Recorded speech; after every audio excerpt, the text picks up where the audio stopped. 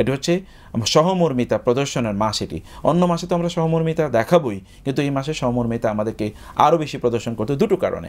একটি কারণ হচ্ছে এই মাসে তো এমনিতেই আমাদেরকে যেই কষ্ট, ক্ষুধা, তৃষ্ণা এগুলো আমাদের রয়েছে, এগুলোর কারণে আমরা যদি অন্য কেউ কোনো বিপদে থাকে বা কোনো সমস্যা থাকে, তাহলে আমরা এটা ফিল করছি। এই ফিল থেকে আমরা একজন মানুষ যদি মানে বুভুক্ষ থাকে, তার সেটা আমরা রিয়েলাইজ করছি যে একজন মানুষের কতটা কষ্ট হতে পারে। এক দুই নম্বরে যে এখানে একটা আনন্দের ব্যাপার আছে, যেটা একেবারে আমরা রমাদানের শেষে গিয়ে ঈদের মাধ্যমে বলে থাকি, সেখানে আমরা আনন্দ করছি, অথচ আনন্দগুলো তাদের সাথে আমরা ভাগাভাগি করতে পারছি না। এটাও যদি আমাদের না থাকে, তাহলে আমরা কেমন কষ্ট পেতে পারি, আর আমাদের আত্মীয়স্বজন তাদের যদি না থাকে, তাহলে তারা কেমন কষ্ট পেতে পারে, এটা কিন্তু আমরা এই সময় বুঝতে পারি। সে কারণে রমাদানে এই দুটো অপরচুনিটি আমাদের সামনে রয়ে গেছে, এবং এই কারণে আমরা রমাদানে আমাদেরকে যেটা হয়, আমরা যখন রমাদানে ভালো খাই, যেমন ইফতার করা, মানে অন্য কাউকে ইফতার করানো, এরকম একটা সুযোগ সুবিধা এখানে রয়ে গেছে। এবং আমাদের আত্মীয়স্বজন এবং প্রতিবেশীদের সাথে ইফতার ভাগাভাগি করে তাদেরকে কাছে ডেকে ইফতার করানো। এবং এই জায়গায় এই জন্য আমরা যারা বোনরা যারা আছেন, তাদেরকে বলবো, আপনারা যখন ইফতারি বানান, অনেকে হোমমেড ইফতারি তারা খেয়ে থাকেন, ইফতারি যখন আপনারা বানান, তখন রাসূলের ওই মূলনীতিটি মনে রাখা দরকার। যখন তুমি রান্না করবে, তরকারি রান্না করবে, একটু ঝোল বেশি দাও, যেন তোমার প্রতিবেশীকে দিতে পারো। তো প্রতিবেশীকে যদি দেওয়ার ব্যাপার এটা থাকে, তাহলে আত্মীয়স্বজনকে দেওয়ার ব্যাপারটা আরো অনেক অনেক বেশি।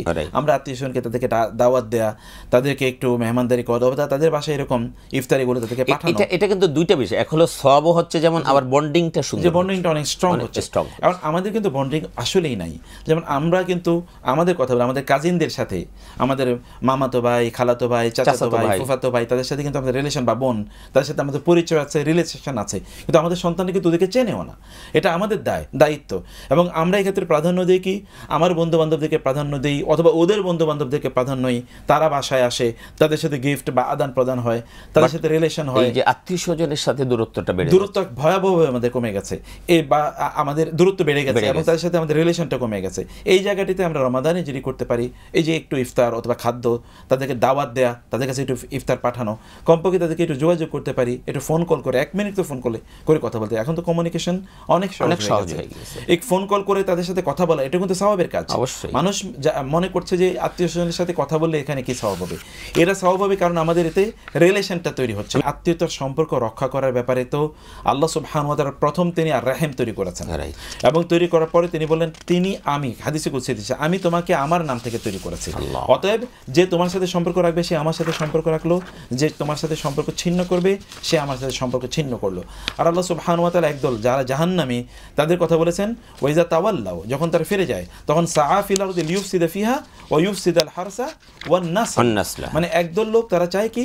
এবং আবার অন্য জায়গায় আল্লাহ তাআলা বলেছেন, ওয়া তুকাত্তিউ আরহামাকুম, যে একদল লোক তারা আত্মীয়তার সম্পর্ক তারা ছিন্ন করে, এরা জাহান্নামী, এবং এই সকল ব্যক্তিরা তারা আল্লাহর রহমত থেকে তারা বঞ্চিত হবে।